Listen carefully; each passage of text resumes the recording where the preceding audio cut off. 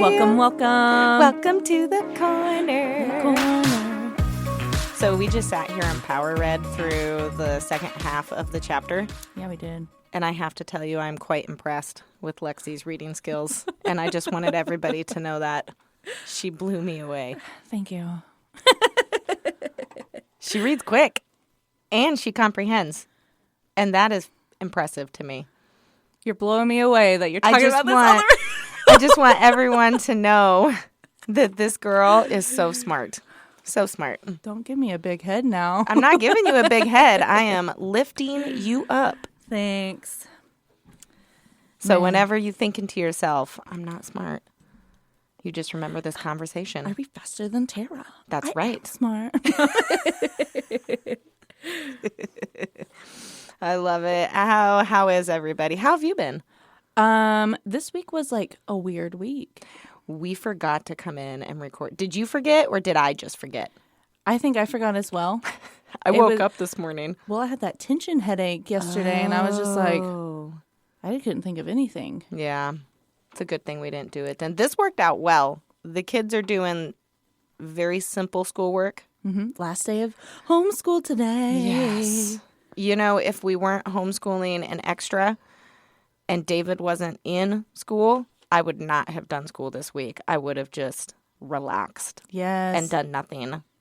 So I'm really excited. I have a lot of cookies to bake. We're doing a cookie decorating party Saturday. Yeah, we are. Yeah. If you want help baking or anything, let me know. Yeah, I got to make a lot of sugar cookies. I can help. Like, I can come over tomorrow, watch the kids. Whatever you needed to do, you can do. And me and the kids can bake or something.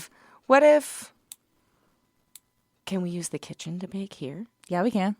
So maybe I'll bring the kids over. I'll bring Catherine over because David will be at school. Okay. And then I'll get my stuff done. And then I'll come over here and we'll just bake here. Beautiful. I love that. Because we can get a lot more done here. It's a simple sugar cookie recipe. Yeah, we can get a lot done. And they're here. amazing cookies. We have 1, 2, 3 ovens. Oh, yeah. And then 4, we can just, if you count mine. we can just do a whole bunch. Oh, I love it. Great plan. Now everybody knows our schedule. Yes. I have a question. Yeah, what's your question? What are you looking at forward to this holiday season? Spending it here with you. I love that. We decided to throw like this big after Christmas dinner, and Zach's now freaking out a little bit. Like, I could tell when he called. We have to plan, Lexi. This isn't just let's just bake. Yeah. Let's just cook. We don't have to plan We now nothing. have to plan. No, we don't. Food-wise.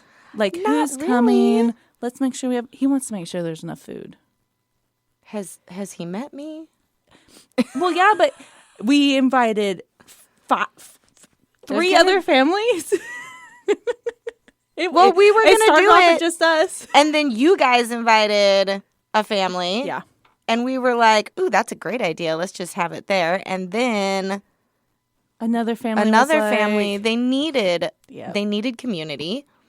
And then And I will open up ABI to them. And then Dan's sister, we can't not invite Dan's sister and her husband. So. I'm actually really excited. I'm really excited. I don't know if Dan's sister and her husband will come, but At least they got the invite. yeah. That's how I feel. Exactly. Yeah. I think it's going to be fine. I think it'll work out great. It'll be big, and my older kid's dad is going to come, and so he gets to see where Marilyn goes to school and the community. I didn't even think of that. So I think that'll be good. Yeah, I because like he's that. never even been to Homer to see the kids. This will be his first time here since we've lived here. Shut up. Yeah, it's the first time he's ever taken time to come visit them. Look at God working in them. I know. Well, I don't know if that's what he's doing. Hopefully but that's what... he is in a good place right now, so I'm excited for the kids and for him to all get to see each other while he's making healthy decisions. He gets to see where Tyler lives, where Marilyn lives. Yeah, he's staying with Tyler. I'm That's excited. exciting. That'll be good for Tyler. I think he's been getting lonely lately, and so I think it'll be good for him to like have a week with his dad. Mm-hmm. And Mary will be thrilled too. I'm excited that it's a surprise. I know. I thought that was really sweet. He called and he was like, "Don't tell them." And I said, "I will accommodate. Thank you for thinking of them." Wait, does your daughter listen to this? No. Okay. My kids don't listen to this. I was think, like, we have to tell her not to. yeah, I think my oldest Bryson listened to one episode, and that was it. Okay. And that's fine. I don't need my kids to listen to this. I just got a at little the worried we were going to ruin the stage. surprise. Now, at the stage they're in their lives, they can just One do day their own thing. they will listen whenever they're parents. Yeah, they will. That's funny. We'll see. Hopefully, I earn enough respect from them that they come to me for parenting tips. I jacked think. it up when they were little. But look at you now. I'm trying. You know, like the shift God has made. Yeah. And they see that. Yes, I think they do for sure. So, Tara, what are we discussing We today? are finishing identity. So I have to tell you, when I proof these things and I edit them, girl, I interrupt you all the time. That's okay. It's not. I need to work on it. Okay, it's something that I have noticed about you. That, well, whenever we were in the car on to Sodatna, I know. I said, hey, let her talk. I know. You need to do that more often. I feel bad. Don't feel bad. It's But my. you have so much to say. I know. That's why you got to shut me up sometimes. I do it to Zach. I'm like, stop. Let me finish. And then, You are allowed to do it to me. okay. Okay. Right? Okay. Iron sharpens iron. We have a close enough friendship where I feel comfortable to say things to you. Now you need to feel comfortable to tell me to shut up so that you can get a word in. Deal? Deal. Okay, good. This is why big groups make me nervous because I wait for the other person to stop talking and then someone else will start talking. I'm like, okay, now I have to wait for them to stop talking. And then someone else will start talking again. And I'm like, well, I'm going to be the quiet one and I'm going to listen. That's where people think I'm a really good listener. It's just I'm not going to interrupt their thought. That's amazing because I interrupt all the time. And I don't even know I'm doing it. See, I just did it. I was about to do you. Welcome to our TED Talk. Oh, we are talking about identity today. And the thing that we are going to talk about is the 5 indicators that you could possibly be putting your identity in your children or in something else. I think mostly your children with what he discusses instead of in Christ. Yeah. Or even instead of just resting in what Jesus has already done for us. I think that's a big part of it too. So do you want to bring up number 1? Yeah, I can. One question I really liked before he went into it was how can you know you're asking your kids to do for you what God has already done for you in his son? I honestly, it never clicks. Like whenever I'm like doing things with my kids or, I don't realize how much of my identity I put in my kids. Yeah, it's hard. And I'm like, well, how do I fix that? I just have to keep working towards not and knowing God has control. Yeah. I love what he said here beforehand too, because it just really made me go, how often do I do that? What are the signs that your parenting is driven more by what you need from your children than by what God wants to do through you in your children? And so I constantly am trying to think of, no, what does God want to do through me? Not what do I want for them? Yeah, I like that. Yeah. Just start thinking of that before anything. Like you wake up in the morning and just be like, okay, God, what do you want to work through me, to work through them? That's actually a really good idea. Yeah. Yeah. Okay, number 1, go for it. Too much focus on success. Okay. I tell you what, whenever Kaylin, she is a bright, smart little girl. Yeah. And I saw a lot of identity in that. Yep. I was like, oh, I want her to be smarter than me. I want her to, and so I strived for it. She was in school at 18 months. She went to a thing called Kiddie College on Tuesdays and Thursdays. It was also so I could work. Yeah. And I just saw it so much out of, wow, my daughter's smart. So did you take it as identity because you were thinking, oh, she's smart because I did a good job? Oh, no. Oh, what was it then? I have no idea. I just saw that she was smart. And I was like, Ooh, I'm going to fuel that. yep. I said, there's what I'm going to focus on in my parenting. Is to make, but now that I have Christ, because before I didn't have Christ. Yeah, that and makes now I'm sense. like, I backed off. What is God doing through my daughter to, like, for some reason, he wants her to be able to retain knowledge Right. and to, like all these different things, be kind and quiet. She is quiet. She's very quiet. I love that about her. It drives me bananas Why? because I'll be talking to her and I'll ask her a simple question. Yeah. She can't answer the simple question. She gets nervous or she keeps it in and I go, you're a silent sufferer. Have you thought about other ways that she can answer the question that aren't necessarily always verbal? We used to write notes. Okay. And I should probably get back into that where she could write to me. And then I saw it on something and then it's like in a journal. So she can write to me, put it under her pillow, and then I can read it and write to her and put it back under the pillow. And then at some point have her read to you what she wrote.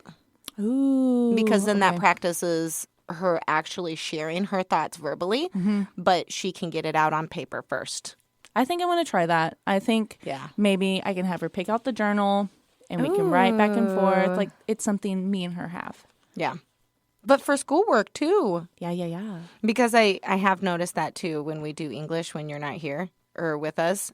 She definitely struggles and I just sit there and wait. I make her do it. And it takes a while. And I think she almost cries every time because she just cannot. I break her brain, the poor thing. But I don't think I break her brain. I think she just. You make her uncomfortable to where she has to do it anyways. Yeah. I wait and then I get frustrated. And so then I'm like. You have to chill the frustration. That's where I need to be like, Lord, help me. Like, calm my nerves. But then I've noticed when I do that, by the next day, she is on it. Oh, you just have to break it. Mm-hmm. Oh, crack the shell. Yep. Ooh. My So thoughts are going. yeah. So I love that he wrote, as soon as he put in here with the too much focus on success part, the first thing he says is, of course, if you love your children, you're going to want them to do well. And I do think that it's like this really fine tightrope line, right? Where you're trying to uplift your children and push your children to be the best that they can be, because we don't want to raise kids that are lazy and slothful and just sit around and don't use all the gifts that God gave them. Yeah. Right? Mm-hmm. But I think is what he's saying is taking that and making it your sole focus and pushing them so hard that it breaks them without giving the grace of taking a break is making a good thing a bad thing. Yeah. Right? Yeah. And so I think that's what he's kind of trying to talk about here, which is pretty cool. This question right here, could it be that you want your children to succeed too much because you need them to succeed? That I was just like, did I need Kaylin to succeed in this? So then I feel good about myself. Yeah. You know? And so it was like, It's all about the heart. yep. Everything is all about the heart. What is the heart reason as to why you want your kids to be successful? Yep. Is it because, Makes you look good. right, or is it because Makes you feel good. you see them glorifying the Lord in everything that they do, right? Yeah. Yeah. And now that I have Christ, he's really done some work in me with that situation Oh, I love that. because I've really backed off Oh, that's cool. and I let her fail. Yeah, we have to. Yeah. Before I was like, oh, you did this wrong. You have a thought. You lost do. something. No, I didn't lose something. Oh. Bible, Bible. We have to let them fail. I love that. And it made me think of a Bible verse. I love So I talked to you about this yesterday in our D group. Yes. The James one. Yes, but then I also read yesterday. I should have brought my other Bible that I was reading in because I wrote it all down. What was it? Hold on. Oh, I texted it last night. I think it's in Hebrews. I love this. Hebrews 5:8. Although he was a son, he learned obedience through what he suffered. And they're talking about Jesus. And it made me think, suffering brings so much good sometimes. That's kind of like how God just refines us. And thankfully, someday we're all going to get up to heaven. Not all of us, but you know what I mean. We're going to get up to heaven and there won't be suffering anymore. But until then, suffering brings so much good. Yeah, it brings so much growth. Yes. Yeah. Like, and so when we sit back and we protect our children from all the suffering, we are hindering their growth. Yeah. You know? Ooh. Yeah. Okay. So back to our 5 things. Number 2. Number 2. You can do it if you want. You can do it. I'm the interrupter. Too much concern about reputation. Ooh-wee. That's a big one. I love what he said here. You should write this down and tape it to the mirror you look at as you begin each day. And I think I might actually do this because it's good. I'll do it with you. Okay. God didn't give you your children to build your reputation, but to publicly proclaim his. Ooh, mic drop. Vertical identity amnesia. So when you forget that it's all about him, it leaves us to be worried about what others think about us and what we're doing.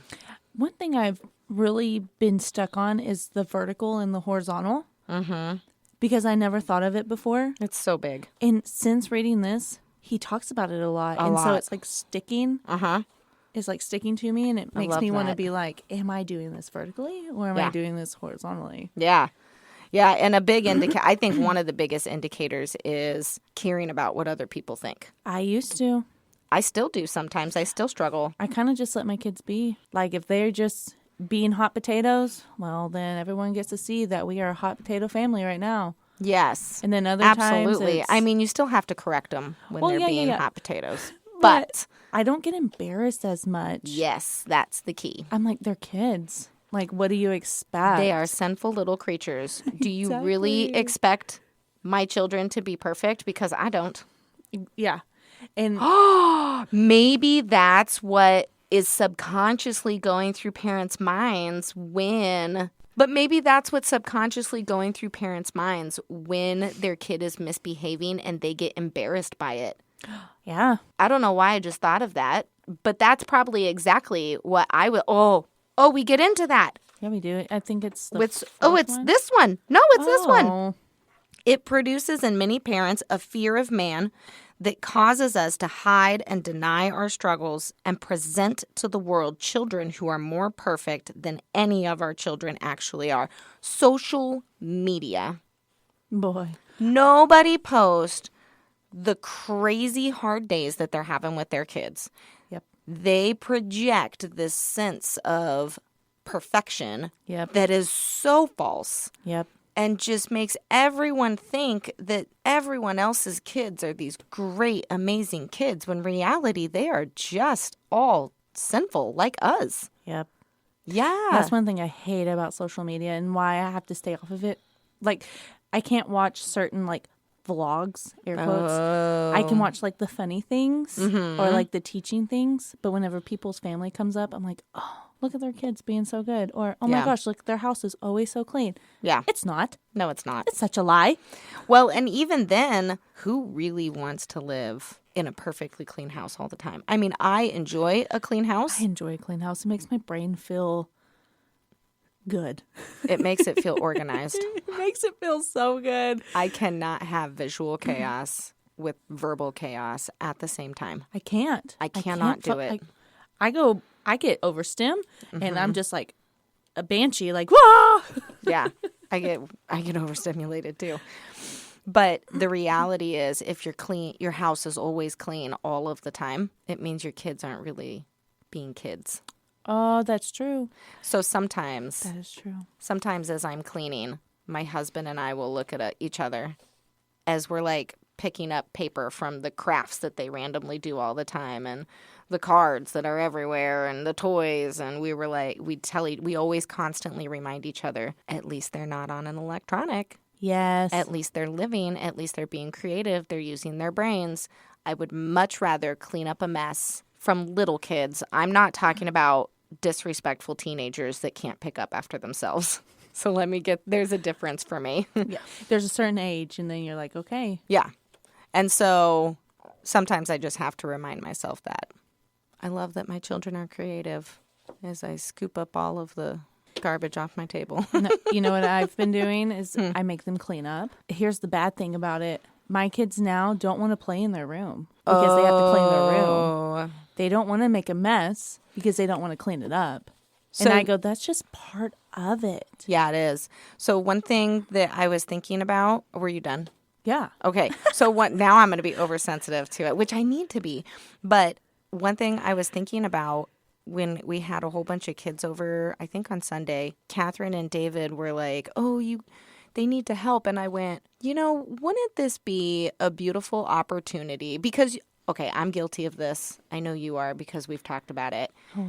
That when our kids' friends come over and make a mess and then they just leave and our kids are like, we have to clean it all up. And we're like, yeah, that's just part of it.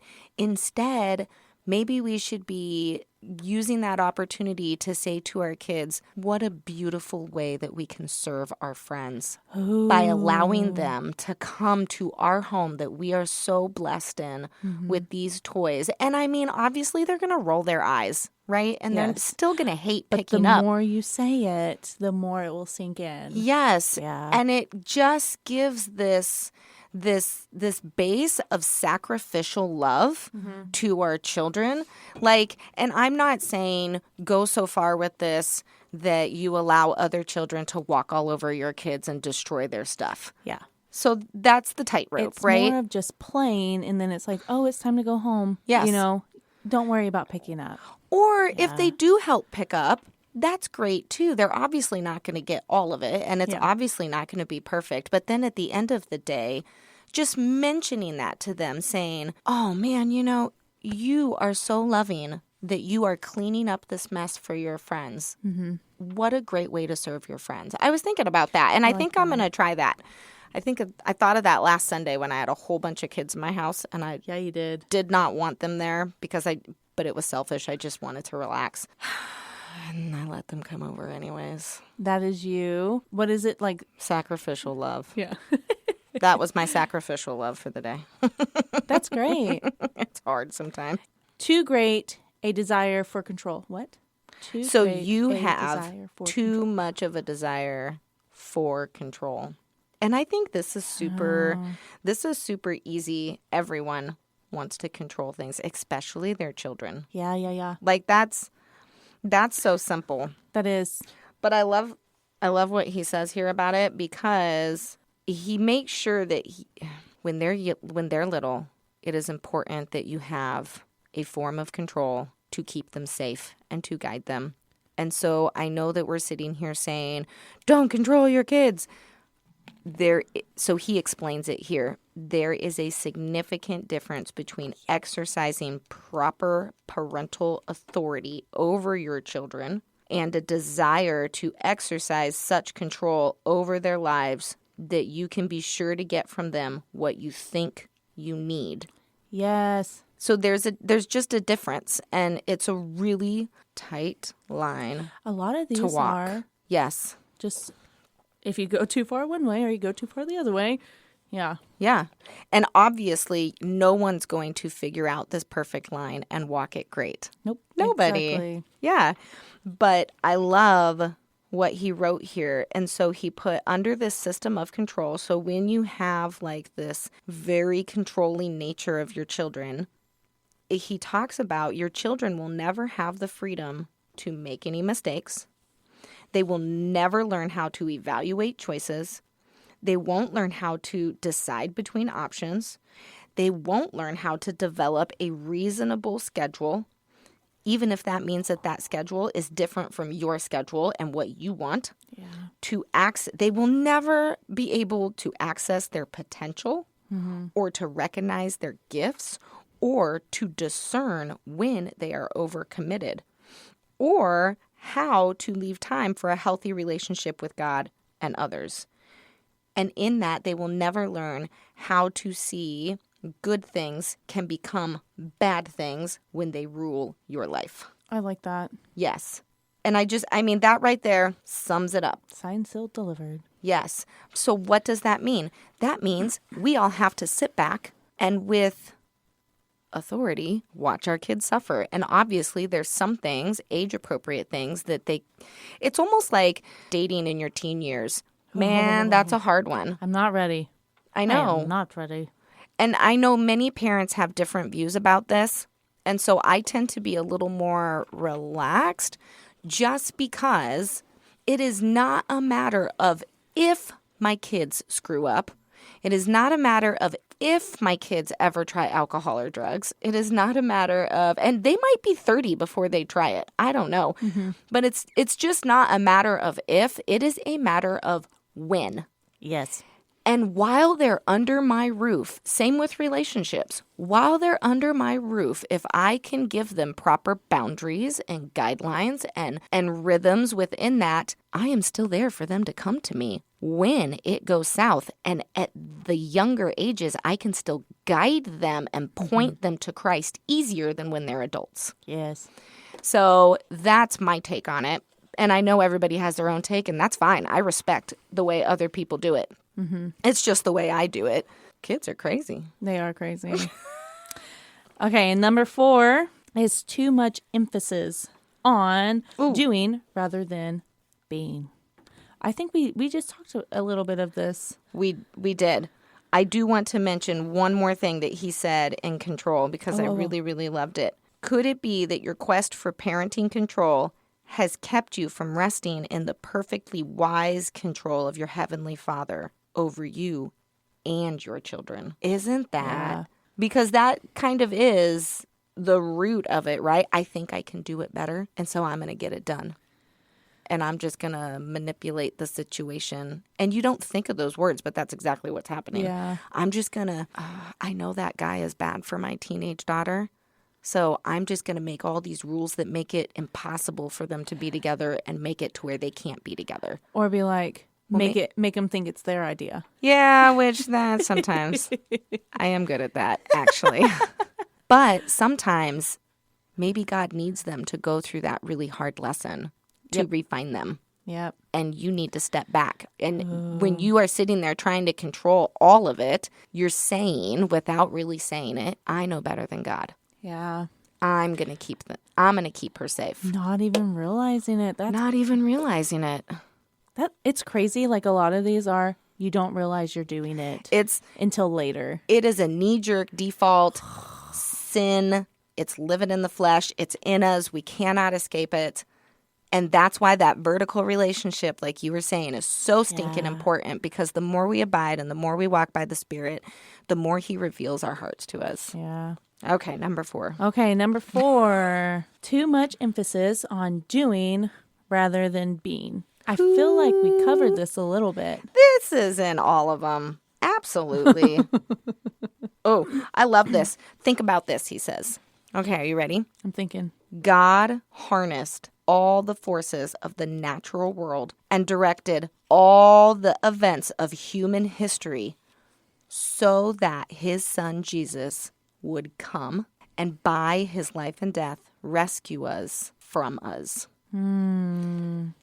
God perfectly, this blows my mind when I think about this, God perfectly orchestrated the world for His Son to be humbled and come as flesh, walk the earth, do the ministry that He did, heal the people that He healed, had Judas be one of the people that was His followers, to betray Him so that He would be murdered and hung on a cross. Also, we can be forgiven and be saved from the wrath of God and from striving with the law. It's crazy to think about. That's bananas to me. Yeah, He just wanted...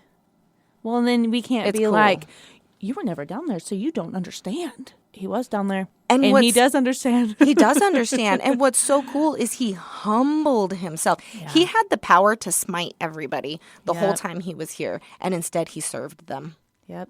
To show his love. I don't know that I could have done that. I know I couldn't have done that. We had too much sin in us. Smite. Pcha! I have a lot of people I would like to smite. Down you go. Oh, you want me to heal you? We have too much fun. Okay, so he wants us to understand that Jesus did not do all of this so that first our children would be successful. Jesus did all of this so that they would be united with God in a loving relationship. Boom. I love that. It's all about redemption. Mm-hmm. Redemption. Okay, let's see. Ooh, I love this one too. Ready? Could it be that what God values in your children is different from the values that drive your expectations and your responses to your children? I was just looking at that. I think that's the best way to end it. Seriously. Boom. Mic drop. Done. I'm going to read it one more time. Could it be that what God values in your children is different from the values that drive your expectations and responses to your children? Oh, I'm so guilty of all that. Same girl. Aren't we all? Yeah, we really are. And our last one. Too much temptation to make it personal. Oh, we do have one more whole thing. We do. Yeah, I thought we were going to end it. Ridiculous. It'll be a little long, but it'll be okay. Make it personal. Oh, this is a great, I love this. Okay, let's say your son leaves a royal mess in the kitchen. Oh my gosh. And you say to him, after all I do for you, this is the way you leave the kitchen? Girl, I have said that to my kids. Mine right now is the pottying ourselves. For a minute there, I took it personal. I was like, you are doing this to make me mad at you. You are doing this because you want to see me. Ah, and then I was like, calm yourself, Lexi. It's not all about you. And then I'm like, examine the logic. but is she doing this? I know she's not. But man, for a hot minute there, I took it so personal that she just wanted to see me mad. That she just wanted to ruin my day. It was a very humbling thing. And then I was like, wait. She wouldn't do that. He straight up says, at 7:12 a.m., my child really woke up and said, I'm going to drive my mom crazy. Yeah. I know what I'll do. I'm going to pee myself. I'm going to leave a mess in Yes. the kitchen. I'm going to say no when she tells me to do I'm something. going to throw a fit no matter what. My goal for the day is to drive my mom crazy. And sometimes it feels like that, It does. but they're not. But they're not. He said, could it just possibly simply be the result of laziness and self-centeredness of sin that we all carry with us? Yep. Yeah. To personalize it misses the point of how God is using that moment to reveal your children's heart to you. Okay, whenever I read that, I said, oh, like my whole face dropped and my shoulders weren't as tense. And it was like, It's not about you. yep. Yeah. He's I have just to tell showing me how my kid is. I have to tell myself constantly when I parent, Tara, this isn't about you. Maybe I should do that. Yeah, this is about God revealing your children's heart to you, and now guide them and love them through their sin, because that's what he does for you. Yeah. Yeah. It's hard, though. And really, that's what God's grace is, right? It's God's grace in our lives when he puts us in those, not puts us, but when we are in those situations and he is revealing our children's hearts to us. Yeah. Yeah. I love that he can do that, though, so then you can tweak some things that is not working, because Yeah. clearly their heart's different than this other kid's heart. Yeah, they're from the same people, but They God all is have, using them differently. and they all have their own sin struggles that are Yeah. completely separate. So you can't expect, that's why you have to parent each of your children so differently, because their hearts are different and God has different plans for each of them. Ooh, I love that, Lexi. Yeah. That's good. I really love how he ends it. He says, it's good to know that as Jesus fully satisfies our hearts, we don't have to ask our children to provide that satisfaction. It really is the completeness of the work of Jesus for us that frees us from coming to our parenting task needy, exhausted, and discouraged, asking our children to give us what they will never be able to give. Yep. Meaning and purpose. Yep. Are Yeah. you experiencing that wonderful freedom as a parent? I am.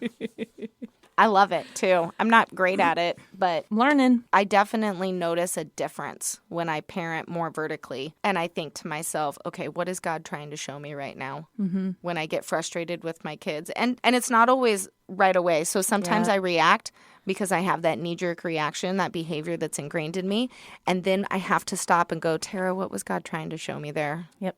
And that's when you humble yourself and you go to your kid. Yeah. I'm sorry I responded this way. Mm-hmm. And that's sanctification. I love it. Yeah. I apologize often. And it's not about that you're never going to not do it. It's about the time frame in between when you realize what you're doing and fixing things, right? And going, okay, I wasn't walking by the Spirit there. Yeah. Well, guys, thank you for coming to the corner and listening to Identity Part 2. You can find us on all your podcast platforms that you like. Yeah. YouTube, our website, Yes. meetatthecorner.com. You can listen on the website. You just click on the little 3 bars on the top, and then you just click on podcast. It's simple. You can also, if that's hard for you to figure out, you can go to our Facebook page, The Corner. We post all the different podcasts and the YouTubes and the stuff. We even post videos. So if you like to have a good laugh, that's the way to have it. Yeah, we're ridiculous. Thanks, you guys, for listening. Thanks for joining us. We'll see you next week. We're going to discuss Process. process. I was like, I don't know. I looked just before I shut the book. Thanks, everybody. See you next week. Bye.